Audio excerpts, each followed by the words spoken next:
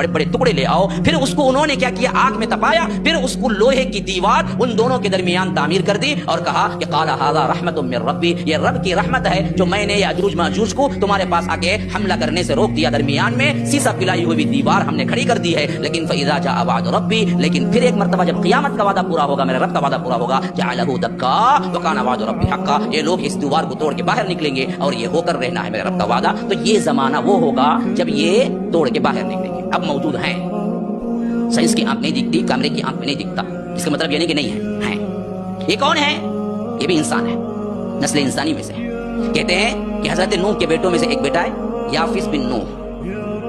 ये कौम जो बनी अरबी कौम बनी, ये कौम जो बनी एशियाई कौम बनी, ये कौम जो बनी तुर्की कौम जो बनी। तुर्क, तुर्क का मतलब आज की तुर्की नहीं है। तुर्क का एक मतलब ये है कि वो जो लंबे लंबे चौड़े चौड़े लोग होते हैं वो भी तुर्क कहलाए। और तुर्कों के बाप की हैसियत से नस्ल इंसानी में याफिस बिन नूह जो हजरत नूह की औलाद में से थे, उनकी नस्ल से याजूज माजूज आएंगे और ये बहुत कसरत से हैं।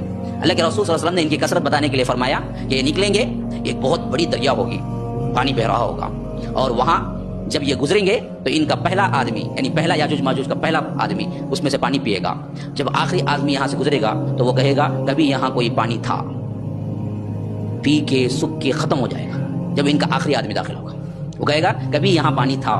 इतनी कसरत से होगी। और अल्लाह तो जब जिक्र कर रहा है अंबिया में फरमाया कि याजूज व माजूज व हुम मिन कुल्ली हदबिन यंसिलून, वो ऐसे लग रहा होगा कि हर ऊंचाई से वो गिरते पड़ते आ रहे हैं, हर जगह से वही दिखेंगे वही दिखेंगे। तो जब अल्लाह के रसूल सल्लल्लाहु अलैहि वसल्लम ने फरमाया कि वो जो दीवार ज़ुल्करनैन ने बनाई है ना, उस दीवार को हर रोज ही आके तोड़ते हैं ताकि बाहर निकल जाए। लेकिन तोड़ते तोड़ते तोड़ते जब शाम हो जाती है तो उनका बड़ा जो होता है कबीले का सरदार, वो बोलता है कि भाई अब तो रात हो गई, वापस आके हम तोड़ेंगे। तो ये जाके सोते हैं, फिर दूसरे दिन वापस आते हैं तो अल्लाह फिर वही दीवार खड़ी कर देता है जहां से उन्होंने तोड़ना शुरू किया था। लेकिन जब क़यामत के करीब निकलेंगे तो जिस रात को ये खड़ाएंगे जहां पर तोड़ तोड़ के, तो उस वक्त उनका जो सरदार होगा वो कहेगा इंशाअल्लाह हम कल आके तोड़ेंगे।